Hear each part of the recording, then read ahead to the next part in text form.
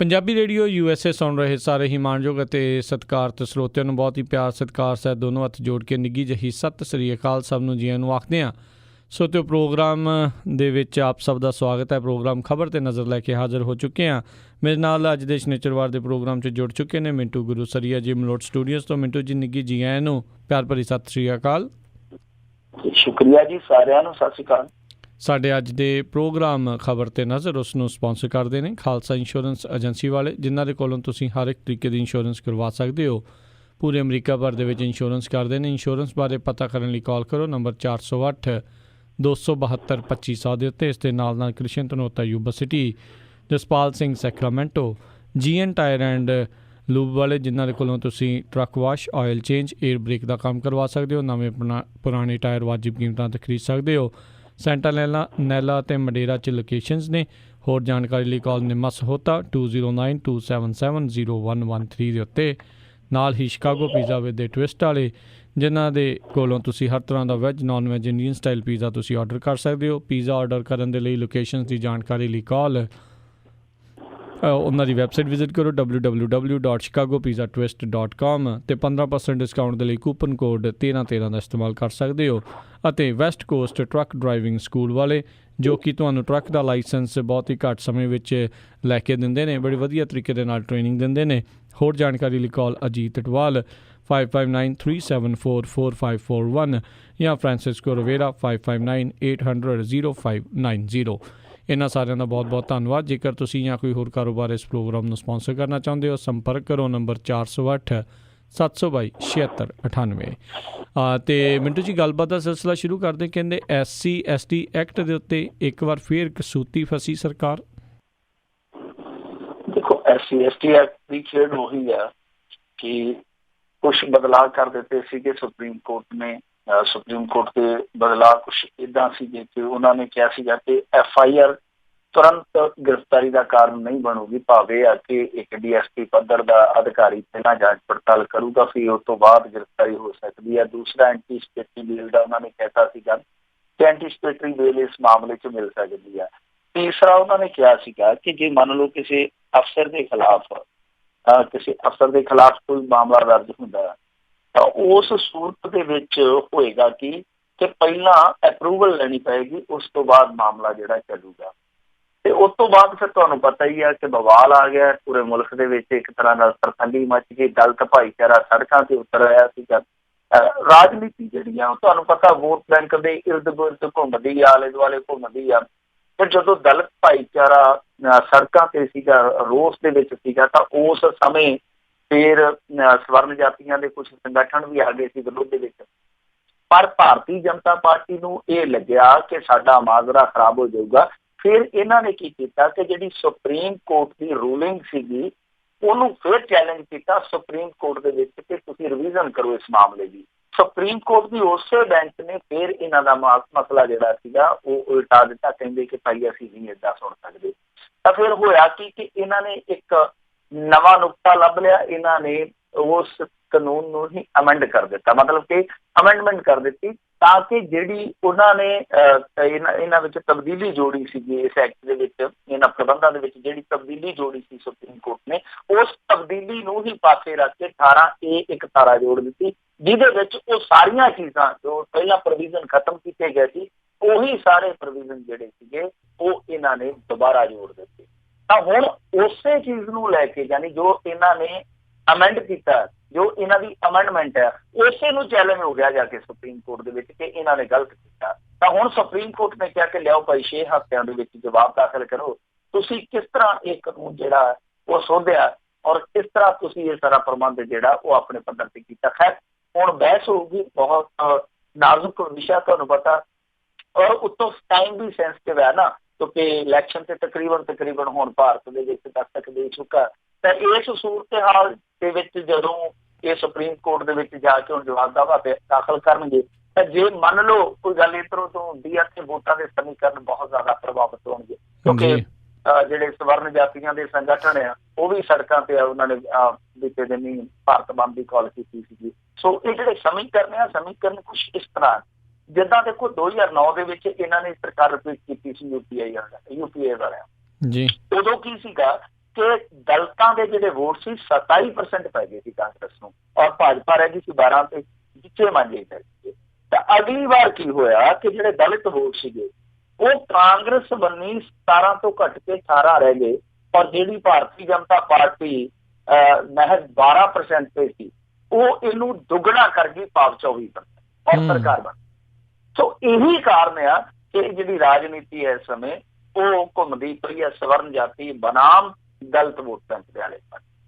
ਤਾਂ ਹੁਣ supreme court ਦੇ ਵਿੱਚ ਇਸ ਚੀਜ਼ ਦਾ ਨਿਰਣਾ ਹੋਊਗਾ ਕਿ ਜੋ ਇਹਨਾਂ ਨੇ ਅਮੈਂਡਮੈਂਟ ਕੀਤੀ ਆ ਕਿ ਉਹ ਠੀਕ ਆ ਕਿ ਉਹ ਗਲਤ ਆ। ਜੇ ਮੰਨ ਲਓ ਸੁਪਰੀਮ ਕੋਰਟ ਇਸ ਕਾਨੂੰਨ ਨੂੰ ਜੋ ਇਹਨਾਂ ਨੇ ਬਦਲਿਆ, ਇਸ ਕਾਨੂੰਨ ਨੂੰ ਨਿਰਸਤ ਕਰ ਦਿੰਦੀ ਆ, ਇਸ ਕਾਨੂੰਨ ਨੂੰ ਖਤਮ ਕਰ ਦਿੰਦੀ ਆ, ਮੇਰੇ ਖਿਆਲ ਦੇ ਨਾਲ ਫਿਰ ਭਾਰਤੀ ਜਨਤਾ ਪਾਰਟੀ ਵਾਕਈ ਬਹੁਤ ਕਸੂਤਾ ਹੋ ਜਾਊ। ਜੀ ਜੀ ਜੀ। ਅਗਲੀ ਆਪਾਂ ਮਿੰਟੂ ਜੀ ਗੱਲ ਕਰਦੇ, ਕਹਿੰਦੇ ਮੌਬ ਲਿੰਚਿੰਗ ਤੇ ਸੁਪਰੀਮ ਕੋਰਟ ਨੇ ਨਾ ਖੁਸ਼ੀ ਜਤਾਈ। ਦੇਖੋ, ਮੌਬ ਲਿੰਚਿੰਗ ਦੇ ਮਾਮਲੇ ਦੇ ਵਿੱਚ ਇਹਨਾਂ ਨੇ ਇੱਕ ਗਾਈਡਲਾਈਨ ਜਾਰੀ ਕੀਤੀ ਸੀਗੀ। ਗਾਈਡਲਾਈਨ ਦੇ ਵਿੱਚ ਇਹਨਾਂ ਨੇ ਕਿਹਾ ਸੀਗਾ ਕਿ ਸਾਰੇ ਰਾਜ ਹੈ ਜਿਹੜੇ, ਸਾਰੇ ਸਟੇਟ ਹੈ, ਉਹ ਆਪੋ ਆਪਣੇ ਪੱਧਰ ਤੇ ਆਪ ਪ੍ਰਬੰਧ ਕਰਨ।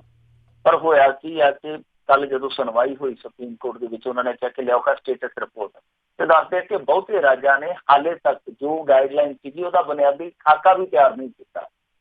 ਸੋ ਇਸ ਕਰਕੇ ਸੁਪਰੀਮ ਕੋਰਟ ਨੇ ਆਖਿਆ ਕਿ ਤੁਸੀਂ ਗੰਭੀਰ ਨਹੀਂ ਹੋ ਇਸ ਮੁੱਦੇ ਤੇ, ਜਦਕਿ ਮੌਬ ਲਿੰਚਿੰਗ ਜਿਹੜੀ ਹੈ ਉਹ ਡੈਮੋਕ੍ਰੇਸੀ ਦੀ ਇੱਕ ਬਹੁਤ ਘਾਤਕ ਚੀਜ਼ ਆ। ਤਾਂ ਵੈਸੇ ਜਦੋਂ ਕੱਲ ਸੁਣਵਾਈ ਹੋਣ ਡਈ ਸੀ ਉਸੇ ਵੇਲੇ ਹੀ ਬਿਹਾਰ ਦੇ ਵਿੱਚੋਂ ਖਬਰ ਆ ਗਈ, ਉੱਥੇ 3 ਬਦਮਾਸ਼ ਇੱਕ ਕੁੜੀ ਨੂੰ ਚੁੱਕਣ ਪੈ ਗਏ ਇੱਕ ਸਕੂਲ ਦੇ ਵਿੱਚ ਜਾ ਕੇ ਚਿੱਟੇ ਦੇਣ, ਤੇ ਤਿੰਨੇ ਹੀ ਭੀੜ ਨੇ ਕੁੱਟ-ਕੁੱਟ ਕੇ ਮੌਕੇ ਤੇ ਮਾਰ ਦਿੱਤੇ। ਉਹ ਤੋਂ 2 ਦਿਨ ਪਹਿਲਾਂ ਇਸੇ ਇਲਾਕੇ ਦੇ ਵਿੱਚ ਬੇਗੂਸਰਾਏ ਦੀ ਘਟਨਾ, ਇਸੇ ਇਲਾਕੇ ਦੇ ਵਿੱਚ ਜਿਹੜਾ ਨਾਲ ਝਾਰਖੰਡ ਪੈਂਦਾ, ਝਾਰਖੰਡ ਦੇ ਵਿੱਚ ਇਸੇ ਇਲਾਕੇ ਦੇ 2 ਬਦਮਾਸ਼ ਸੀਗੇ ਜਿਹੜੇ ਉਹ ਕਾਬੂ ਆ ਗਏ ਭੀੜ ਦੇ, ਉਹਨਾਂ ਦੇ ਵਿੱਚੋਂ ਇੱਕ ਨੂੰ ਮਾਰ ਦਿੱਤਾ ਗਿਆ, ਇੱਕ ਹਾਲੇ ਜਿਹੜੇ ਆ ਗਿਆ। ਤਾਂ ਭੀੜ ਜਿਹੜੀ ਹੈ ਉਹ ਬਰੋਬਰ ਆਪਣਾ ਕੰਮ ਕਰੀ ਜਾਂਦੀ ਹੈ। ਦੇਖੋ, ਬਦਮਾਸ਼ ਹੋਣ, ਚੋਰ ਹੋਣ, ਠੱਗ ਹੋਣ, ਗੁੰਡੇ ਹੋਣ, ਭੀੜ ਆਪਣੇ ਪੱਧਰ ਤੇ ਸਜ਼ਾ ਦਿੰਦੀ ਚੰਗੀ ਨਹੀਂ ਲੱਗਦੀ, ਔਰ ਨਾ ਹੀ ਕਿਸੇ ਕੋਲ ਇਸ ਤਰ੍ਹਾਂ ਦੇ ਅਖਤਿਆਰਾਤ ਹੈਗੇ ਆ।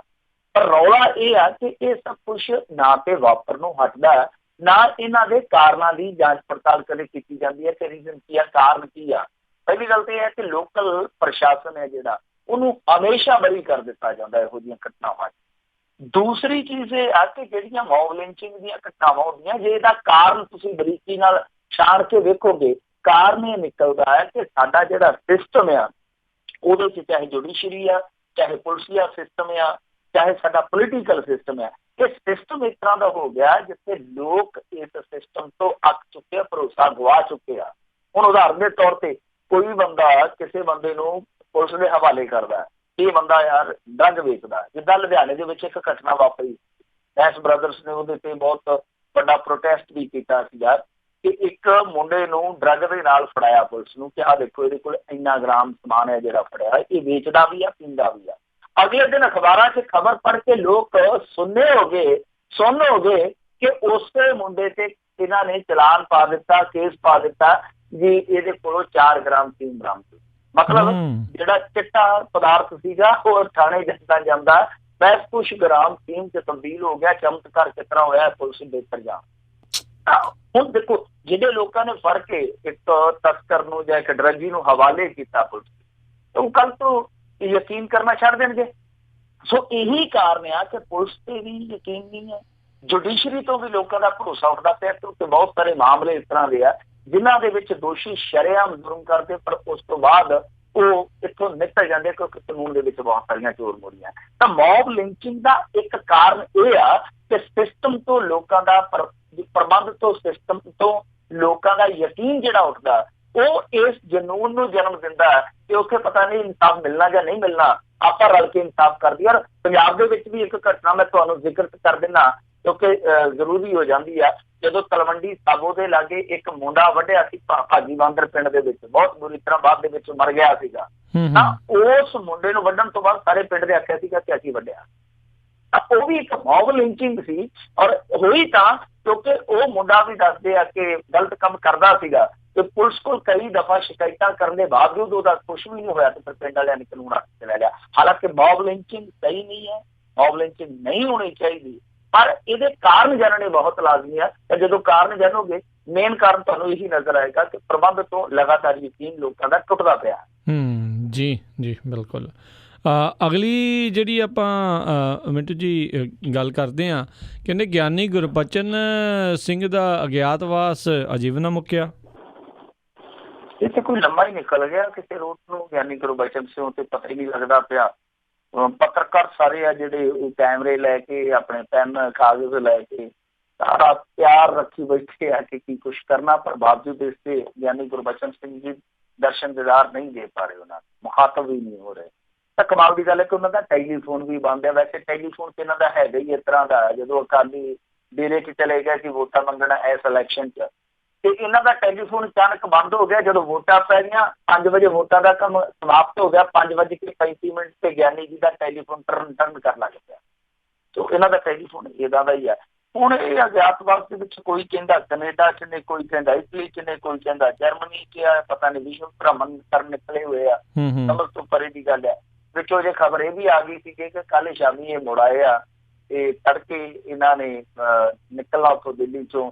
ਇਹ ਵੀ ਪਤਾ ਲੱਗਿਆ ਸੀਗਾ ਕਿ ਟਾਸਕ ਫੋਰਸ ਬਕਾਇਦਾ ਇਹਨਾਂ ਨੂੰ ਲੈਣ ਗਈ ਹੋਈ ਆ ਦਿੱਲੀ ਦੇ ਏਅਰਪੋਰਟ।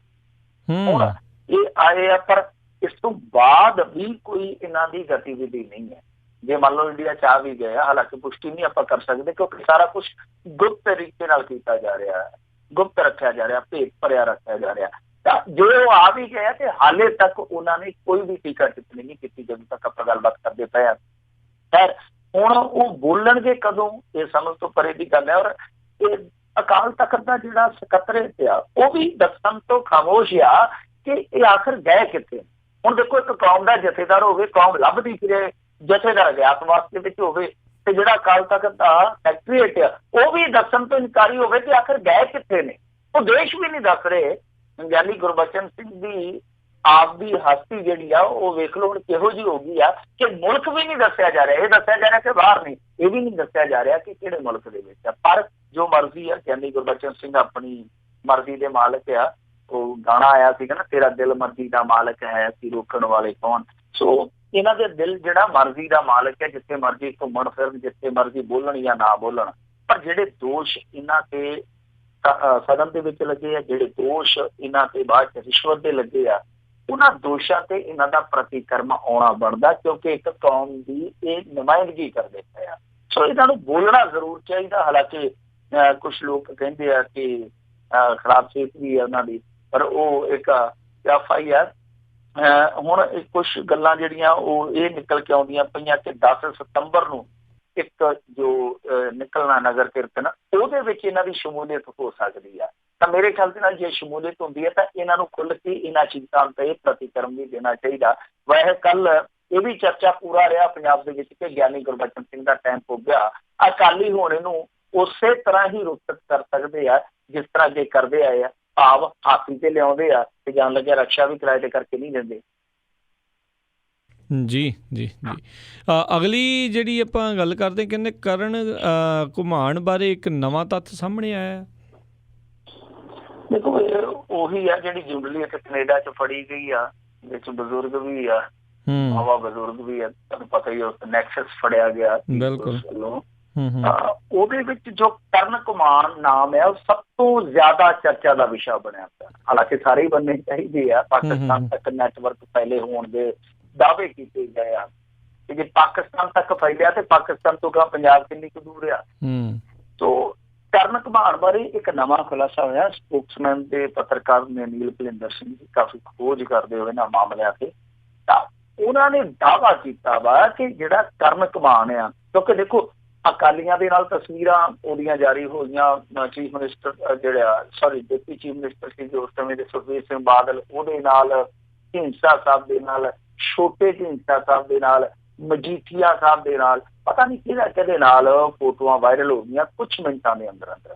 ਤਾਂ ਜਦੋਂ ਇਹ ਪਤਾ ਕੀਤਾ ਗਿਆ ਕਿ ਇਹਦੇ ਤੋਤਾ ਸਿੰਘ ਜੀ ਹੋਰਾਂ ਦੇ ਨਾਲ ਜਾਂ ਹੋਰ ਕਈਆਂ ਲੀਡਰਾਂ ਦੇ ਨਾਲ ਖਲੋਤੇ ਨਜ਼ਰ ਆਉਂਦੇ ਕਰਨ ਘੁਮਾਣ ਜੀ, ਅਸਲ ਦੇ ਵਿੱਚ ਇਹਨਾਂ ਦਾ ਦਾਇਰਾ ਕਿੱਥੋਂ ਤੱਕ ਹੈ। ਤੇ ਜਦੋਂ ਪੜਤਾਲ ਕੀਤੀ ਗਈ ਤੇ ਪਤਾ ਲੱਗਿਆ ਕਿ ਫਰਵਰੀ 2016 ਚ ਇਹਨੂੰ NRI ਕਮਿਸ਼ਨ ਦਾ ਪੰਜਾਬ ਦਾ ਆਨਰਰੀ ਮੈਂਬਰ ਵੀ ਨਿਯੁਕਤ ਕੀਤਾ ਗਿਆ। ਤਾਂ NRI ਕਮਿਸ਼ਨ ਦਾ ਆਨਰਰੀ ਮੈਂਬਰ ਵੀ ਸੀਗਾ। ਤੇ ਇਸ ਤੋਂ ਇਲਾਵਾ ਵੇਖਣ ਵਾਲੀ ਗੱਲ ਇਹ ਆ ਕਿ ਜਿਹੜੀ ਕਾਂਗਰਸ ਸਰਕਾਰ ਆਈ ਆ 16 ਚ, ਹੁਣ ਅਕਾਲੀਆਂ ਦੀ ਸਰਕਾਰ ਪੈ ਗਈ, ਤਾਂ ਜਿਹੜੀ ਸਰਕਾਰ ਕਾਂਗਰਸ ਦੀ ਆਈ ਆ ਉਹਦੀ ਸਰਕਾਰ ਦੀ ਜਿਹੜੀ NRI ਅਹੁਦੇਦਾਰਾਂ ਦੀ ਲਿਸਟ ਆ, NRI ਵਿੰਗ ਵਾਲਿਆਂ ਦੀ ਅਹੁਦੇਦਾਰਾਂ ਦੀ ਲਿਸਟ ਹੈ ਜਿਹੜੀ, ਉਹਦੇ ਵਿੱਚ ਵੀ ਕਰਨ ਘੁਮਾਣ ਜੀ ਆ ਜਿਹੜੇ ਉਹ ਵਿਰਾਜਮਾਨ ਨੇ। ਕਹਿਣ ਦਾ ਮਤਲਬ ਆ ਕਿ ਸਾਰੇ ਘਰਾਂ ਦੇ ਪ੍ਰਾਹੁਣੇ ਸਾਂਝੇ ਹੀ ਆ। ਉਹਦੇ ਤੇ ਹੁਣ ਚਰਚਾ ਚੱਲਦੀ ਪਈ ਆ ਕਿ ਕੀ ਚੱਕਰ ਆ, ਕੀ ਹੋ ਗਿਆ ਕਿ ਕਰਨ ਘੁਮਾਣ ਇੱਧਰ ਵੀ ਹੈ ਤੇ ਉੱਧਰ ਵੀ ਆ। ਜਾਂਚ ਪੜਤਾਲ ਇਸ ਪੱਖ ਤੋਂ ਤੇ ਚਲੋ ਸਰਕਾਰ ਨੂੰ ਕਰਨੀ ਚਾਹੀਦੀ ਆ ਕਿ ਕਿਵੇਂ ਉਹਨਾਂ ਦੀ ਵੈਬਸਾਈਟ ਤੇ ਇਹਦਾ ਨਾਂ ਹਾਲੇ ਤੱਕ ਵੀ ਆ ਜਾਂ ਆਨਰੇਰੀ ਮੈਂਬਰ ਦੇ ਤੌਰ ਤੇ ਹਾਲੇ ਵੀ ਨਿਯੁਕਤ ਆ।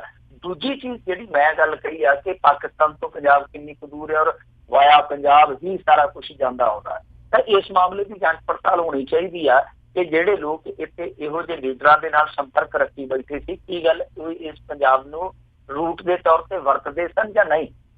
ਔਰ ਦੂਜੀ ਚੀਜ਼ ਇਹ ਆ ਕਿ ਉਹਨਾਂ ਚੋਂ ਕੋਈ ਲੀਡਰ ਕੋਈ ਵੀ ਹੋ ਸਕਦਾ, ਅਕਾਲੀ, ਕਾਂਗਰਸੀ, ABCD ਕੋਈ ਵੀ ਹੋ ਸਕਦਾ, ਕਿ ਉਹ ਇਹਨਾਂ ਦੇ ਵਿੱਚ ਕੋਈ ਸ਼ਮੂਲੀਅਤ ਤੇ ਨਹੀਂ ਸੀ ਰੱਖਦਾ। ਸੋ ਇਹ ਸਾਰੀਆਂ ਚੀਜ਼ਾਂ ਜਿਹੜੀਆਂ ਛਾਨਣੀਆਂ ਚਾਹੀਦੀਆਂ। ਇਸ ਗੱਲ ਨੂੰ ਉਹ ਜਿਵੇਂ ਆਂਦੇ ਹੁੰਦੇ ਨਾ ਘੱਟੇ ਕੌਡੀਆਂ ਨਹੀਂ ਲਾਉਣੀਆਂ ਚਾਹੀਦਾ ਫਿਰ ਇਹ ਅਕਾਲੀਆਂ ਨਾਲ ਨੇੜਤਾ, ਕਾਂਗਰਸੀਆਂ ਨਾਲ ਨੇੜਤਾ। ਇਹ ਜਾਂਚ ਪੜਤਾਲ ਹੋਣੀ ਚਾਹੀਦੀ ਆ ਕਿ ਕੀ ਇਹ ਪੰਜਾਬ ਨੂੰ ਇੱਥੋਂ ਵਰਤਦੇ ਸਨ, ਤੇ ਜੇ ਵਰਤਦੇ ਸਨ ਤਾਂ ਇੱਥੇ ਕੌਣ ਸ਼ਖਸ ਸੀਗਾ ਜੋ ਉਹਨਾਂ ਦੀ ਸਪੋਰਟ ਕਰਦਾ ਸੀ। ਇਹ ਜਾਣਨਾ ਬਹੁਤ ਲਾਜ਼ਮੀ। ਜੀ ਤੇ ਇੱਧਰੋਂ ਕਹਿੰਦੇ ਨਾਲ ਪਾਕਿਸਤਾਨ ਦਾ ਵੀ ਨਾਲ ਜਿਹੜਾ ਲਿੰਕ ਆ, ਤੇ ਇਹਦੇ ਪਿੱਛੇ ਬਾਦਲ ਸਾਹਿਬ ਇਹ ਤਾਂ ਨਹੀਂ ਕਹਿੰਦੇ ਵੀ ਇਹਨਾਂ 'ਚ ਵੀ ISI ਦਾ ਹੀ ਹੱਥ ਆ, ਤਾਰਾਂ ਤੇ ਉਹਨਾਂ ਨਾਲ ਵੀ ਕਿਤੇ ਜਿਹੜੀਆਂ ਇੱਧਰ ਜੁੜ ਰਹੀਆਂ? ਉਹ ਤਾਂ ਸਿੱਧੂ ਕਹਿੰਦਾ ਹੈਗਾ ਕਿ ਜਿਹੜੀ ਵਿੱਟ ਵੀ ਮਾਰ ਜਾਵੇ ਤੇ ਸੁਖਬੀਰ ਬਾਦਲ ਉਹਦਾ ਵੀ ਨਾਂ ਲਾ ਦਿੰਦਾ ਕਿ ISI ਤੇ ਯਾਰ ਉਹ ਤਾਂ ਫਿਰ ਇਹਨਾਂ ਦਾ ਰੱਟਿਆ ਜਵਾਬ। ਉਹਦੇ 'ਚ ਕੈਪਟਨ ਅਮਰਿੰਦਰ ਵੀ ਬਰੋਬਰ ਹੀ ਹੈ, ਤੁਹਾਨੂੰ ਪਤਾ ਹੀ ਹੈ। ਜੀ ਅਗਲੀ ਆਪਾਂ ਗੱਲ ਕਰਦੇ ਹਾਂ। ਕਹਿੰਦੇ ਗੁਰਜੀਤ ਕੌਰ ਨੇ ਕਿਹਾ ਵੀ ਚਲੀ ਜਾਵਾਂਗੀ ਹਰਿਆਣੇ ਖੇਡਣ ਲਈ। ਦੇਖੋ ਗੁਰਜੀਤ ਕੌਰ ਉਹ ਕੁੜੀ ਆ ਜਿਹੜੀ ਏਸ਼ੀਅਨ ਗੇਮ ਦੇ ਵਿੱਚ ਫਾਈਨਲ 'ਚ ਟੀਮ ਪਹੁੰਚੀ ਸੀ ਭਾਰਤੀ ਮਹਿਲਾ ਹਾਕੀ ਦੀ, ਉਹਦੀ ਮੈਂਬਰ ਆ। ਗੁਰਜੀਤ ਕੌਰ ਅੰਮ੍ਰਿਤਸਰ ਜ਼ਿਲ੍ਹੇ ਤੋਂ ਬੇਸਿਕਲੀ ਬਿਲੋਂਗ ਕਰਦੀ ਆ ਔਰ ਇਸ ਕੁੜੀ ਦੀ ਖੇਡ ਬੜੀ ਸ਼ਾਨਦਾਰ ਹੈ। ਸ਼ਾਨਦਾਰ ਨਹੀਂ, ਜਾਨਦਾਰ ਵੀ ਆ। ਇਸ ਕੁੜੀ ਦੀਆਂ ਪ੍ਰਾਪਤੀਆਂ ਬੜੀਆਂ ਜ਼ਬਰਦਸਤ ਨੇ। ਜਦੋਂ ਜਾਪਾਨ ਦੇ ਵਿੱਚ ਏਸ਼ੀਆ ਕੱਪ ਹੋਇਆ, ਮੈਨੂੰ ਯਾਦ ਆ, ਇਹ ਸਭ ਤੋਂ ਵੱਡੀ ਸਕੋਰਰ ਸੀਗੀ ਉਸ ਟੂਰਨਾਮੈਂਟ ਦੀ। ਉਸ ਤੋਂ ਇਲਾਵਾ ਟੈਪ ਖੇਡਾਂ ਦੇ ਵਿੱਚ ਵੀ ਬੜੀ ਸ਼ਾਨਦਾਰ ਕਾਰਕਰਦਗੀ ਸੀਗੀ। ਏਸ਼ੀਅਨ ਖੇਡਾਂ ਦੇ ਵਿੱਚ ਵੀ ਜੇ ਭਾਰਤ ਨੇ ਫਾਈਨਲ ਤੱਕ ਦਾ ਸਫ਼ਰ ਕੀਤਾ ਕਈ ਦਹਾਕਿਆਂ ਬਾਅਦ ਹੈ, ਤਾਂ ਉਹਦੇ ਵਿੱਚ ਵੀ ਇਸ ਕੁੜੀ ਦੀ ਸ਼ਾਨਦਾਰ ਖੇਡ ਦਾ ਬਹੁਤ ਵੱਡਾ ਸਹਿਯੋਗ ਸੀਗਾ। ਇਹ ਹੁਣੇ ਪਹੁੰਚੀ ਆ, ਗੋਡੇ ਤੇ ਸੱਟ ਲੱਗੀ, ਫੌੜੀਆਂ ਦੇ ਨਾਲ ਤੁਰਦੀ ਪਈ ਆ। ਇਸ ਕੁੜੀ ਨੇ ਹੁਣ 2020 ਓਲੰਪਿਕ ਦੀ ਤਿਆਰੀ ਕਰਨੀ ਆ, ਪਰ ਇਹਦਾ ਹੁਣ ਥੋੜਾ ਜਿਹਾ ਮਨ ਉਚਾਟ ਆ, ਮਨ ਖੱਟਾ ਇਸ ਗੱਲ ਤੋਂ ਆ ਕਿ ਸਰਕਾਰ ਜਿਹੜੀ ਆ ਸਾਡੀ ਇੱਥੋਂ ਦੀ ਲੋਕਲ ਗੌਰਮੈਂਟ ਹੈ ਜਿਹੜੀ, ਉਹ ਉਦਾਸੀਨ ਆ ਖੇਡਾਂ ਪ੍ਰਤੀ, ਖਿਡਾਰੀਆਂ ਪ੍ਰਤੀ। ਉਹਦਾ ਰਵੱਈਆ ਜਿਹੜਾ, ਉਹਦਾ ਜੋ ਵਤੀਰਾ, ਉਹਨੂੰ ਠੀਕ ਨਹੀਂ ਕਿਹਾ ਜਾ ਸਕਦਾ। ਹੁਣ ਕਈ ਖਿਡਾਰੀ ਆ ਜਿੱਦਾਂ ਤੇਜਿੰਦਰਪਾਲ ਤੂਰ ਹੈ ਮੁੰਡਾ ਜਿਹੜਾ, ਉਹ ਵੀ ਸ਼ਾਟ ਪੁੱਟ ਦੇ ਵਿੱਚ ਗੋਲਾ ਸੁੱਟ ਕੇ ਤੇ ਗੋਲਡ ਲੈ ਕੇ ਆਇਆ। ਉਹਦਾ ਪਿਤਾ ਗੁਜ਼ਰ ਗਿਆ, ਹੁਣ ਉਹ ਨੇਵੀ ਦੇ ਵਿੱਚ ਆ। ਕਰਨਾ ਤੇ ਇਹ ਚਾਹੀਦਾ ਸੀਗਾ ਕਿ ਉਹਦਾ ਘਰ ਵਿਚਾਰੇ ਦਾ ਹੁਣ ਵੇਖਣ ਵਾਲਾ ਕੋਈ ਨਹੀਂ ਹੈ, ਬਾਪੂ ਚਲੇ ਗਿਆ। ਉਸ ਮੁੰਡੇ ਨੂੰ ਆਫਰ ਕੀਤੀ ਜਾਂਦੀ ਕਿ ਭਾਈ ਜੇ ਤੂੰ ਪੰਜਾਬ ਪੁਲਿਸ ਚ ਆਉਣਾ ਚਾਹੁੰਦਾ ਤੇ ਅਸੀਂ ਤੈਨੂੰ ਰੈਂਕ ਦੇ। ਮੁੰਡਾ ਉਹ ਏਸ਼ੀਅਨ ਚੈਂਪੀਅਨ ਹੈ ਔਰ ਬੜਾ ਜ਼ਬਰਦਸਤ ਟੈਲੈਂਟ ਆ। ਹੋ ਸਕਦਾ ਆਉਣ ਵਾਲੇ ਸਮੇਂ 'ਚ ਓਲੰਪਿਕ 'ਚ ਜਾਂ ਵਰਲਡ ਖੇਡਾਂ ਦੇ ਵਿੱਚ ਉਹ ਕੋਈ ਨਾ ਕੋਈ ਪੱਤਾ ਪਾ ਦੇਵੇ। ਤਾਂ ਅਜੇ ਤੱਕ ਉਸ ਬੰਦੇ ਨੂੰ ਇਹਨਾਂ ਨੇ ਆਫਰ ਤੱਕ ਨਹੀਂ ਕੀਤੀ। ਏਦਾਂ ਹੀ ਆ ਜਿੱਦਾਂ ਹੁਣ ਮਾਨਸਾ ਦੇ 2-3 ਮੈਡਲਿਸਟ ਨੇ ਆਏ, ਤਾਂ ਉੱਥੇ ਜਿਹੜਾ ਉਹਨਾਂ ਦਾ ਸਵਾਗਤ ਕੀਤਾ ਲੋਕਾਂ ਨੇ ਤੇ ਖੂਬ ਕੀਤਾ, ਪਰ ਜੋ ਸਰਕਾਰ ਤੋਂ, ਜੋ ਪ੍ਰਸ਼ਾਸਨ ਤੋਂ ਇੱਕ ਉਮੀਦ ਹੁੰਦੀ ਹੈ ਖਿਡਾਰੀ, ਅਜਿਹਾ ਕੁਛ ਵੀ ਵੇਖਣ ਨੂੰ ਨਹੀਂ ਮਿਲਿਆ। ਇਸ ਕੁੜੀ ਦਾ ਵੀ ਹਾਲ ਇਹੋ ਹੀ ਆ ਗੁਰਜੀਤ ਕੌਰ ਦਾ। ਕੋਈ ਵਿਧਾਇਕ ਨਹੀਂ ਪਹੁੰਚਿਆ, ਕੋਈ MP ਨਹੀਂ ਪਹੁੰਚਿਆ। ਉਹ ਕਹਿੰਦੀ ਕਿਸੇ ਨੇ ਟੈਲੀਫੋਨ ਤੱਕ ਨਹੀਂ ਕੀਤਾ, ਵਧਾਈ ਤੱਕ ਨਹੀਂ ਦਿੱਤੀ। ਔਰ ਦੇਖੋ ਏਡੀ ਸ਼ਾਨਦਾਰ ਕੁੜੀ ਸਾਡੇ ਵੱਲੋਂ ਖੇਡਦੀ ਪਈ ਆ ਤੇ ਕੋਈ ਇਸ ਤਰ੍ਹਾਂ ਕੋਈ ਇਸਤਕਬਾਲ ਵੀ ਨਾ ਕਰੇ, ਮਨ ਦੇ ਵਿੱਚ ਤੇ ਆਉਂਦਾ ਹੀ ਆ। ਸਾਡੇ ਤੇ ਇੱਥੇ ਹਾਲਤ ਇਹ ਆ, ਇੱਕ ਵਾਰੀ ਉਹ ਕੁੜੀ ਬਹੁਤ ਸਾਰੇ ਮੈਡਲ ਜਿੱਤ ਕੇ ਆਈ ਸੀ, ਪਿੰਡ ਦੇ ਵਿੱਚ ਦਲਿਤ ਦੀ ਕੁੜੀ ਸੀਗੀ, ਤੇ ਕੋਈ ਅੱਡੇ ਤੇ ਨਹੀਂ ਸੀ ਗਿਆ, ਨਾ ਕੋਈ ਪ੍ਰਸ਼ਾਸਨ ਦਾ ਅਧਿਕਾਰੀ ਗਿਆ ਸੀ, ਤੇ ਬਾਪ ਨੇ ਖੁਦ ਗੱਲ 'ਚ ਢੋਲ ਪਾ ਕੇ ਕੁੜੀ ਲਿਆਂਦੀ ਸੀ, ਘਰ ਤੱਕ ਤੇ ਬੱਚ ਕੇ ਤੇਰਾ ਬਾਪ ਕਿੰਦਾ। ਤਾਂ ਇੱਥੇ ਹੁਣ ਵੇਖਣ ਦੀ ਜ਼ਰੂਰਤ ਇਹ ਆ ਕਿ ਦੇਖੋ ਗੱਲ ਸਾਰੀ ਪੈਸੇ ਦੀ ਨਹੀਂ ਹੁੰਦੀ। ਜੇ ਪੈਸੇ ਦੀ ਗੱਲ ਕਰੋਗੇ ਤੇ ਹੁਣ ਇਹ ਜਿਹੜੇ ਗੋਲਡ ਮੈਡਲਿਸਟ ਆ ਉਹਨਾਂ ਨੂੰ ਹਰਿਆਣਾ ਦੇ ਰਿਹਾ 3 ਕਰੋੜ ਰੁਪਈਆ, ਸਾਡੇ ਕਿੰਨਾ ਦੇ ਰਿਹਾ 26 ਲੱਖ, ਉਹ ਵੀ ਹਲੇ ਐਲਾਨ ਨਹੀਂ ਕੀਤਾ ਜਾ ਰਿਹਾ। ਹੁਣ ਤੁਸੀਂ ਇਹ ਦੇਖੋ 3 ਕਰੋੜ ਤੇ 26 ਲੱਖ, ਮਤਲਬ ਕਿ ਜੇ ਹਰਿਆਣੇ ਦੇ ਬਰੋਬਰ ਜਾਣਾ ਹੈ ਤਾਂ ਇੱਕੋ ਖਿਡਾਰੀ ਨੂੰ ਇੱਕੋ ਹੀ ਚੈਂਪੀਅਨਸ਼ਿਪ ਦੇ ਵਿੱਚ ਫਿਰ 12 골ਡ ਜਿੱਤਣੇ ਪੈਣਗੇ, ਤਾਂ ਹੀ 3 ਕਰੋੜ ਤੱਕ ਪਹੁੰਚੂਗਾ। ਤਾਂ ਇੰਨਾ ਫਰਕ ਕਿਉਂ ਆ? ਤਾਂ ਦੂਸਰੇ ਪਾਸੇ ਜਿਹੜਾ ਰਾਣਾ ਗੁਰਮੀਤ ਸੋਢੀ ਆ, ਜਿਹੜਾ ਖੇਡ ਮੰਤਰੀ, ਉਹ ਖੇਡ ਹੀ ਹੈ ਵੱਲੀ ਖੇਡ ਦਾ, ਤੁਹਾਨੂੰ ਪਤਾ ਹੀ ਆ ਜੀ। ਤਾਂ ਉਹ ਬੰਦਾ ਟੈਲੀਫੋਨ ਹੀ ਨਹੀਂ ਚੁੱਕਦਾ ਪਿਆ। ਕੱਲ ਪੱਤਰਕਾਰਾਂ ਨੇ ਪੁੱਛਿਆ ਕਿ ਉਹ ਕੁੜੀ ਕਹਿਣ ਡਈ ਕਿ ਮੈਂ ਹਰਿਆਣੇ 'ਚ ਚਲੀ ਜਾਊਗੀ, ਇੱਥੇ ਤਾਂ ਕੋਈ ਆ ਕੇ ਸਾਨੂੰ ਵਧਾਈ ਵੀ ਨਹੀਂ ਦਿੰਦਾ, ਤੇ ਉਹਨੇ ਟੈਲੀਫੋਨ ਨਹੀਂ ਚੱਕਿਆ। ਹੁਣ ਤੁਸੀਂ ਆਪ ਹੀ ਅੰਦਾਜ਼ਾ ਲਾ ਲਓ ਕਿ ਖੇਡ ਮੰਤਰੀ ਹੈ ਜਿਹੜਾ, ਉਹ ਇਹ ਤੇ ਕਹਿ ਦਿੰਦਾ ਕਿ ਲੈ ਹਰਿਆਣੇ 'ਚ ਚਲੇ ਜਾਣ, ਕੋਈ ਗੱਲ ਨਹੀਂ ਹੈ, ਰਹਿਣੇ ਤੇ ਬੱਚੇ ਸਾਡੀ ਆ, ਸਿੱਖੇ ਤੇ ਇੱਥੇ ਹੀ ਆ। ਸੋ ਇਹੋ ਜਿਹੇ ਜਿਹੜੇ ਤਰਕ ਦਿੱਤੇ ਜਾ ਰਹੇ, ਮੇਰੇ ਖਿਆਲ ਦੇ ਨਾਲ ਇਹ ਛੱਡ ਕੇ ਇਹਨਾਂ ਖਿਡਾਰੀਆਂ ਦੀ ਬਾਂਹ ਫੜਨ ਦੀ ਜ਼ਰੂਰਤ ਹੈ। ਸਾਨੂੰ ਸਪੋਰਟਸ ਪਾਲਿਸੀ ਲਿਆਉਣੀ ਚਾਹੀਦੀ ਆ, ਪਰ ਸਪੋਰਟਸ ਪਾਲਿਸੀ ਸਿਰ ਜਾਂਦਿਆਂ ਦਾ ਹੋਣਾ ਇੱਥੇ ਜਿਹੜੇ ਖੇਡਾਂ ਵਾਲੇ ਮਾਸਟਰ ਹੁੰਦੇ, ਸਰੀਰਕ ਸਿੱਖਿਆ ਦੇ ਅਧਿਆਪਕ, DTPT ਜਿਹਨਾਂ ਨੂੰ ਆਪਾਂ ਕਹਿ ਦਿੰਦੇ ਹਾਂ, ਉਹਨਾਂ ਦੀਆਂ ਅਸਾਮੀਆਂ ਹੀ ਖਤਮ ਕੀਤੀਆਂ ਜਾ ਰਹੀਆਂ ਤੇ ਨਾਲ ਨਾਅਰਾ ਦਿੱਤਾ ਜਾ ਰਿਹਾ ਖੇਡੋ ਪੰਜਾਬ, ਖੇਡੋ ਪੰਜਾਬ। ਪੰਜਾਬ ਕਾਹਦੇ ਨਾਲ ਖੇਡੂਗਾ? ਤੋ ਪੰਜਾਬ ਜੇ ਇਸ ਤਰ੍ਹਾਂ ਹੀ ਚੱਲਦਾ ਰਿਹਾ ਤੇ ਇਹਦੀਆਂ ਖੇਡਾਂ ਜਿਹੜੀਆਂ ਉਹ ਪੱਕੀਆਂ ਹੀ ਖੇਡੀਆਂ ਜਾਣੀਆਂ। ਜ਼ਰੂਰਤ ਹੈ ਨਵੀਂ ਸਪੋਰਟਸ ਪਾਲਿਸੀ ਲੈ ਕੇ ਆਉਣ, ਔਰ ਕੰਕਰੀਟ ਪਾਲਿਸੀ ਹੋਵੇ ਜਿਹਦੇ ਵਿੱਚ ਖਿਡਾਰੀਆਂ ਨੂੰ ਆਪਣਾ ਭਵਿੱਖ ਹੈ ਜਿਹੜਾ ਉਹ ਸੁਰੱਖਿਅਤ ਨਜ਼ਰ ਆਵੇ। ਲਿਹਾਜ਼ਾ ਮੇਰੇ ਖਿਆਲ ਦੇ ਨਾਲ ਜੇ ਗੁਰਜੀਤ ਕੌਰ ਜਾਂਦੀ ਹੈ ਹਰਿਆਣੇ ਦੇ ਵਿੱਚ ਤੇ ਪੰਜਾਬ ਲਈ ਇੱਕ ਹੋਰ ਨਮੋਸ਼ੀਜਨਕ ਕੰਮ ਹੋਊਗਾ। ਜੀ ਜੀ ਜੀ। ਅਗਲੀ ਜਿਹੜੀ ਆਪਾਂ ਗੱਲ ਕਰਦੇ, ਕਹਿੰਦੇ 108 ਐਂਬੂਲੈਂਸਾਂ ਦਾ ਬੁਰਾ ਹਾਲ, ਵਿਜੀਲੈਂਸ ਦੀ ਪੜਤਾਲ ਦੇ ਵਿੱਚ ਖੁਲਾਸਾ ਹੋਇਆ। ਐਂਬੂਲੈਂਸ ਵੀ 108 ਤੇ ਕਈਆਂ ਨੇ ਨਾਲ ਸੰਤਾਂ ਨੇ ਵੀ ਲਿਖਿਆ ਹੁੰਦਾ ਸੰਤ 108 ਫਲਾਣਾ, ਸੰਤ 109। ਬੜੀ ਚੋਟ ਮਾਰਦੇ ਹੋ ਤੁਸੀਂ ਏਦਾਂ। ਇਹ ਐਂਬੂਲੈਂਸਾਂ ਜਿਹੜੀਆਂ ਇਹ ਵੀ ਹੁਣ ਸਾਥ ਜਿਹਾ ਛੱਡਦੀਆਂ ਜਾਂਦੀਆਂ ਲੋਕਾਂ ਦਾ। ਵੈਸੇ ਤੇ ਸਹੂਲਤ ਹੈਗੀ ਸੀਗੀ, ਸਹੂਲਤ ਹੈਗੀ ਸੀਗੀ ਕਿ ਮੰਨ ਲਓ ਹੁਣ ਕੋਈ ਮਾਤੜ ਆ, ਹਰੇਕ ਦੇ ਘਰ ਕਾਰ ਨਹੀਂ ਹੈ ਰਾਜ ਕਰਨਵੀਰ ਸਿੰਘ ਜੀ, ਜੇ ਮੰਨ ਲਓ ਕੋਈ ਪ੍ਰੈਗਨੈਂਟ ਆ ਲੇਡੀ ਕਿਸੇ ਮਾਤੜ ਦੀ, ਤਾਂ ਟੈਲੀਫੋਨ ਕਰੋ, ਐਂਬੂਲੈਂਸ ਘਰ ਆ ਜਾਂਦੀ ਆ। ਪਰ ਡਿਲੀਵਰੀ ਹੋਣ ਤੋਂ ਬਾਅਦ ਜੱਚਾ ਤੇ ਬੱਚਾ ਫਿਰ ਘਰ ਪਹੁੰਚਾ ਦਿੱਤਾ ਜਾਂਦਾ, ਕਿੱਡਾ ਸੁੱਖ ਆ। ਪਰ ਹੋਇਆ ਕਿ ਇਹ ਐਂਬੂਲੈਂਸਾਂ ਜਿਹੜੀਆਂ ਕਿ ਇੱਕ ਪ੍ਰਾਈਵੇਟ ਫਰਮ ਦੇ ਹਵਾਲੇ ਆ, ਔਰ ਦੇਖ ਰੇਖ ਦਾ ਜਿੰਮਾ ਜਿਹਨਾਂ ਦਾ ਉਹ ਸਿਹਤ ਮਹਿਕਮੇ ਲਈ ਆ, ਉਹ ਹੌਲੀ ਹੌਲੀ ਆਪਣਾ ਰੰਗ ਜਿਹੜਾ ਉਹ ਢਾਲ ਬੈਠੇ। ਸ਼ਿਕਾਇਤਾਂ ਮਿਲੀਆਂ, ਵਿਜੀਲੈਂਸ ਨੇ ਜਾ ਕੇ ਜਾਂਚ ਪੜਤਾਲ ਕੀਤੀ। ਜਾਂਚ ਪੜਤਾਲ ਦੇ ਵਿੱਚੋਂ ਜੋ ਚੀਜ਼ਾਂ ਨਿਕਲਦੀਆਂ ਪਈਆਂ ਉਹ ਸੁਣ ਕੇ ਹੈਰਾਨ ਹੋ ਜਾਂਦਾ ਕਿ ਐਂਬੂਲੈਂਸਾਂ ਦੇ ਵਿੱਚ ਏਅਰ ਕੰਡੀਸ਼ਨ ਸਿਸਟਮ ਉਹ ਵੀ ਗਿਆ ਆਰਾਮ, ਇਨਵਰਟਰ, ਹੋਰ ਦੂਸਰੇ ਉਪਕਰਨ ਜਿੱਦਾਂ ਗੈਸ ਕਟਰ ਲੱਗਾ ਹੁੰਦਾ, ਅੱਗ ਬੁਝਾਉਣ ਵਾਲੇ ਉਪਕਰਨ, ਉਹ ਵੀ ਗਏ। ਔਰ ਕੁਛ ਵੀ ਠੀਕ ਨਹੀਂ ਹੈ, ਕਿਸੇ ਦਾ ਸਟ੍ਰੈਚਰ ਖਰਾਬ ਹੈ, ਕਿਸੇ ਦਾ ਕੁਛ ਖਰਾਬ ਹੈ। ਇੱਥੋਂ ਤੱਕ ਕਿ ਜਿਹੜਾ ਜੀਵਨ ਬਚਾਊ ਸਿਸਟਮ ਹੁੰਦਾ ਜਾਂ ਜੀਵਨ ਬਚਾਊ ਦਵਾਈਆਂ ਜਿਹਨੂੰ ਹੁਣ ਕਹਿ ਸਕਦੇ ਜਾਂ ਰਿਕਵਰੀ ਕਿੱਟਾਂ ਵਗੈਰਾ, ਉਹ ਵੀ ਠੀਕ ਤਰ੍ਹਾਂ ਨਾਲ ਕੰਮ ਨਹੀਂ ਕਰਦਾ ਕਈਆਂ ਐਂਬੂਲੈਂਸਾਂ ਦੇ। ਤਾਂ ਕਈਆਂ ਦੇ ਵਿੱਚ ਆਕਸੀਜਨ ਸਿਲੰਡਰ ਦੇ ਵਿੱਚ ਆਕਸੀਜਨ ਮਿਲੀ, ਜਦਕਿ ਬਹੁਤ ਸਾਰੀਆਂ ਐਂਬੂਲੈਂਸਾਂ ਦਾ ਗੈਸ ਸਿਲੰਡਰ ਹੀ ਖਾਲੀ। ਤਾਂ ਤੁਸੀਂ ਆਪ ਹੀ ਅੰਦਾਜ਼ਾ ਲਾ ਲਓ ਕਿ ਕਿੱਦਾਂ ਚੱਲਦੀਆਂ ਪਈਆਂ ਸਨ, ਇਹਨਾਂ ਦੀ ਫਿਟਨੈਸ ਤੇ ਆਪ ਦੀ ਜਵਾਬ ਦਿੱਤੀ ਪਈ ਆ। ਸੋ ਇਹ ਜਿਹੜਾ ਵਿਜੀਲੈਂਸ ਦਾ ਇਹ ਛਾਪਾ ਵੱਜਾ ਸਾਰੇ ਪੰਜਾਬ ਦੇ ਵਿੱਚ ਹੀ ਮਾਰਿਆ ਗਿਆ, ਔਰ ਇਸ ਕਰਕੇ ਮਾਰਿਆ ਗਿਆ ਕਿ ਦੇਖਿਆ ਜਾਵੇ ਕਿ ਇਹਨਾਂ ਦੀ ਜਿਹੜੀ ਸੇਵਾ ਉਹ ਕਿਸ ਪੱਧਰ ਦੀ ਹੈ। ਤੇ ਜਿਸ ਪੱਧਰ ਦੀ ਸਾਹਮਣੇ ਆਈ ਹੈ, ਮੇਰੇ ਖਿਆਲ ਦੇ ਨਾਲ ਇਸ ਪੱਧਰ ਦੀ ਕੋਈ ਸੇਵਾ ਹੋਣੀ ਨਹੀਂ ਚਾਹੀਦੀ। ਪਰ ਸਿਹਤ ਸਾਡੀ ਇਸ ਤਰ੍ਹਾਂ ਦੀ ਇੱਕ ਚੀਜ਼ ਬਣ ਗਈ ਆ ਜਿਹਦੇ ਪ੍ਰਤੀ ਸਾਡੀ ਸਰਕਾਰ ਜਿਹੜੀ ਆ ਉਹ ਬਹੁਤਾ ਗੰਭੀਰ ਨਹੀਂ ਰਹਿੰਦੀ। ਹਾਲਾਂਕਿ ਸਿੱਖਿਆ ਤੇ ਸਿਹਤ ਜਿਹੜੀ ਆ ਉਹ ਤੁਹਾਡੇ ਪਹਿਲੇ ਏਜੰਡੇ ਦਾ ਹਿੱਸਾ ਹੋਣਾ ਚਾਹੀਦਾ, ਪਰ ਇੱਥੇ ਸਿੱਖਿਆ ਸਿਹਤ ਤੇ ਕੋਈ ਚਰਚਾ ਨਹੀਂ ਚੱਲਦੀ। ਖੈਰ ਹੁਣ ਇਹਨਾਂ ਨੇ ਰਿਪੋਰਟ ਬਣਾ ਕੇ ਭੇਜ ਦਿੱਤੀ ਹੈ ਸਰਕਾਰ ਨੂੰ, ਵਿਜੀਲੈਂਸ ਨੇ ਆਪਣਾ ਕੰਮ ਕਰ ਦਿੱਤਾ ਕਿ ਭਾਈ ਤੁਹਾਡੀਆਂ ਐਂਬੂਲੈਂਸਾਂ ਜਿਹੜੀਆਂ ਉਹ ਖਟਾਰਾ ਨਕਾਰਾ ਹੋਈਆਂ ਪਈਆਂ, ਇਹਨਾਂ ਦਾ ਕੰਮਕਾਰ ਹੈ ਜਿਹੜਾ ਉਹ ਠੀਕ ਕਰੋ। ਪਰ ਜ਼ਰੂਰਤ ਤੇ ਇਸ ਗੱਲ ਦੀ ਆ ਕਿ ਇਸ ਕੰਮਕਾਰ ਨੂੰ ਪਹਿਲਾਂ ਸਿਹਤ ਮਹਿਕਮਾ ਜਿਹੜਾ ਕਿ ਜ਼ਿੰਮੇਵਾਰ ਹੈ ਇਸ ਚੀਜ਼ ਲਈ, ਉਹ ਇਹਨਾਂ ਚੀਜ਼ਾਂ ਦੀ ਬਰੀਕੀ ਦੇ ਨਾਲ ਛਾਣਬੀਨ ਕਰਦਾ ਰਹੇ। ਉਹਦੇ ਸਿਰ ਤੇ ਵੀ ਤੇ ਪਹਿਲਾਂ ਜਵਾਬ ਕਰਨਾ ਚਾਹੀਦਾ ਕਿ ਹਾਂ ਭਾਈ ਤੁਸੀਂ ਹੁਣ ਤੱਕ ਇਹ ਸਾਰਾ ਕੁਛ ਕਿਉਂ ਨਹੀਂ ਦੇਖ ਸਕੇ ਕਿ ਵਿਜੀਲੈਂਸ ਨੇ ਜਾ ਕੇ ਇਹਨਾਂ ਸਾਰੀਆਂ ਚੀਜ਼ਾਂ ਦੀਆਂ ਕੰਪਨੀਆਂ, ਇਹਨਾਂ ਸਾਰੀਆਂ ਚੀਜ਼ਾਂ ਦੀਆਂ ਜਿਹੜੀਆਂ ਘਾਟਾਂ ਸੀ ਉਹ ਫੜ ਲਿਆ, ਤੇ ਤੁਸੀਂ ਕੀ ਕਰਦੇ ਸੀ? ਤੁਹਾਡੇ ਮੁੱਦਿਆਂ ਤੇ ਵੀ ਤੇ ਜ਼ਿੰਮੇਵਾਰੀ ਹੈ। ਇਹ ਸਾਰੀਆਂ ਚੀਜ਼ਾਂ ਜਿਹੜੀਆਂ ਠੀਕ ਕਰਨ ਦੀ ਲੋੜ ਆ।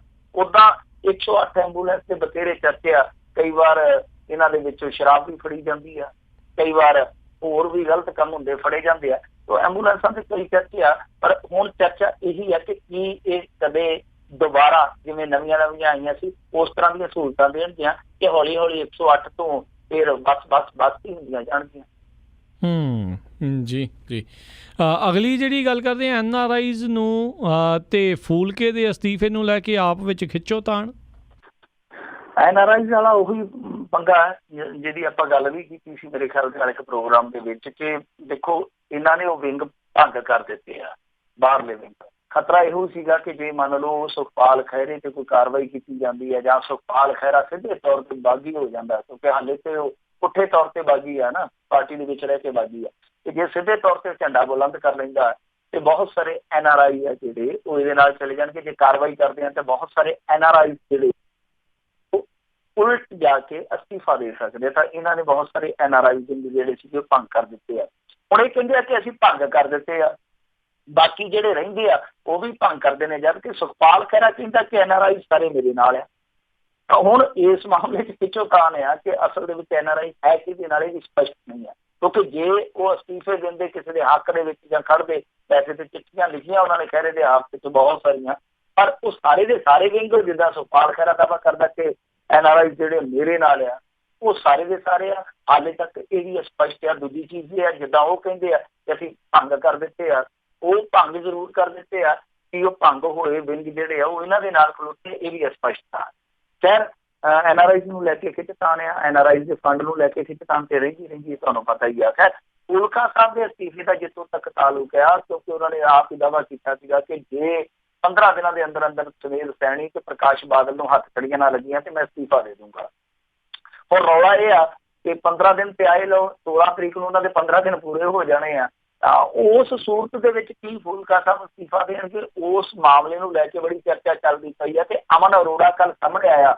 ਅਮਨ ਅਰੋੜਾ ਕਹਿੰਦਾ ਕਿ ਇਹ ਸਰਕਾਰ ਦੀ ਮਨਸ਼ਾ, ਕਾਂਗਰਸ ਦੀ ਮਨਸ਼ਾ, ਕਿਉਂਕਿ ਉਹ ਸਿੱਖ ਮੁੱਦਿਆਂ ਨੂੰ ਚੁੱਕਦੇ ਆ, ਇਹਨਾਂ ਦਾ ਤਾਂ ਇਹੋ ਹੀ ਚਾਹਨਾ ਹੈ ਨਾਲ ਫੂਲਕਾ ਜਿਹੜਾ ਉਹ ਅਸਤੀਫਾ ਦੇਵੇ ਤੇ ਸੀਟ ਖਾਲੀ ਹੋਵੇ, ਨਾਲੇ ਸਾਡਾ ਇੱਕ ਮੈਂਬਰ ਘੱਟ ਜਾਊਗਾ। ਮੈਂਬਰ ਘਟਣ ਦੀ ਗੱਲ ਉਹ ਪਹਿਲਾਂ ਹੀ ਮੰਨ ਕੇ ਚੱਲਦੇ ਪਏ ਕਿ ਸ਼ਾਇਦ ਦੁਬਾਰਾ ਚੋਣ ਹੋਈ ਤੇ ਸਾਡਾ ਮੈਂਬਰ ਘਟਿਆ ਹੀ ਰਹੂਗਾ। ਤਾਂ ਦੂਜੇ ਪੱਖ ਤੋਂ ਕਹਿੰਦੇ ਆ ਕਿ ਕਾਂਗਰਸ ਚਾਹੁੰਦੀ ਹੈ ਕਿ ਫੂਲਕਾ ਜਿਹੜਾ ਉਹ ਅਸੈਂਬਲੀ ਤੋਂ ਆਊਟ ਹੋ ਜਾਵੇ। ਤਾਂ ਇਹਦਾ ਮਤਲਬ ਹੈ ਕਿ ਫੂਲਕਾ ਸਾਹਿਬ ਜਿਹੜਾ ਅਸਤੀਫਾ ਤਿਆਰ ਕਰੀ ਬੈਠੇ ਸੀ ਤੇ ਸ਼ਾਇਦ ਹੁਣ ਉਹਨਾਂ ਨੂੰ ਰੋਕਣ ਵਾਸਤੇ ਆਮ ਆਦਮੀ ਪਾਰਟੀ ਮੂਹਰੇ ਆਊਗੀ ਕਿ ਨਹੀਂ ਭਾਈ, ਉਹ ਭਾਵਨਾਤਮਕ ਤੌਰ ਤੇ ਸੋਚ ਕੇ ਚੱਲ ਪਏ ਆ, ਜਜ਼ਬਾਤੀ ਆਦਮੀ ਆ, ਪਰ ਅਸਲ ਦੇ ਵਿੱਚ ਜ਼ਰੂਰਤ ਹੈ ਫੂਲਕਾ ਸਾਹਿਬ ਦੀ। ਸੋ ਮੈਨੂੰ ਲੱਗਦਾ ਕਿ ਫੂਲਕਾ ਸਾਹਿਬ ਦੀ ਵਿਕਟ ਬਚਾਈ ਜਾਵੇਗੀ ਔਰ ਉਹਨਾਂ ਦੀ ਸ਼ਾਖ ਵੀ ਬਚਾਈ ਜਾਵੇਗੀ, ਕਿਉਂਕਿ ਸ਼ਾਖ ਦਾਅ ਤੇ ਲੱਗੀ ਹੋਈ ਹੈ। ਜੀ ਜੀ ਜੀ ਬਿਲਕੁਲ। ਤੇ ਮਿੰਟੂ ਜੀ ਬਹੁਤ ਬਹੁਤ ਤੁਹਾਡਾ ਧੰਨਵਾਦ, ਤੁਸੀਂ ਸਾਡੇ ਨਾਲ ਜੁੜੇ, ਇਹਨਾਂ ਖਬਰਾਂ ਬਾਰੇ ਸਾਨੂੰ ਜਾਣਕਾਰੀਆਂ ਦਿੱਤੀਆਂ। ਅਗਲੀ ਵਾਰ ਤੱਕ ਲਈ ਬੜੀ ਮਿਹਰਬਾਨੀ। ਪਿਆਰ ਭਰੀ ਸਤਿ ਸ਼੍ਰੀ ਅਕਾਲ ਜੀ। ਸਤਿ ਸ਼੍ਰੀ ਅਕਾਲ। ਤੇ ਸਰੋਤਿਓ ਇੱਥੇ ਹੀ ਸਾਡਾ ਅੱਜ ਦਾ ਇਹ ਪ੍ਰੋਗਰਾਮ ਸਮਾਪਤ ਹੈ। ਮਿਲਾਂਗੇ ਤੁਹਾਨੂੰ ਸਾਰਿਆਂ ਨੂੰ ਅਗਲੀ ਵਾਰ। ਉਦੋਂ ਤੱਕ ਲਈ ਮੈਨੂੰ ਰਾਜਕਰਮਵੀਰ ਸਿੰਘ ਨੂੰ ਵੀ ਇਜਾਜ਼ਤ ਦਿਓ। ਮੇਰੇ ਵੱਲੋਂ ਵੀ ਤੁਹਾਨੂੰ ਸਾਰਿਆਂ ਨੂੰ ਪਿਆਰ ਸਤਿਕਾਰ ਸਹਿ ਨਿੱਘੀ ਜਿਹੀ ਸਤਿ ਸ਼੍ਰੀ ਅਕਾਲ। ਯੂਨੀਵਰਸਿਟੀ ਰਹੋ, ਹੱਸਦੇ ਖੇਲਦੇ ਰਹੋ, ਸੁਣਦੇ ਰਹੋ ਪੰਜਾਬੀ ਰੇਡੀਓ USA।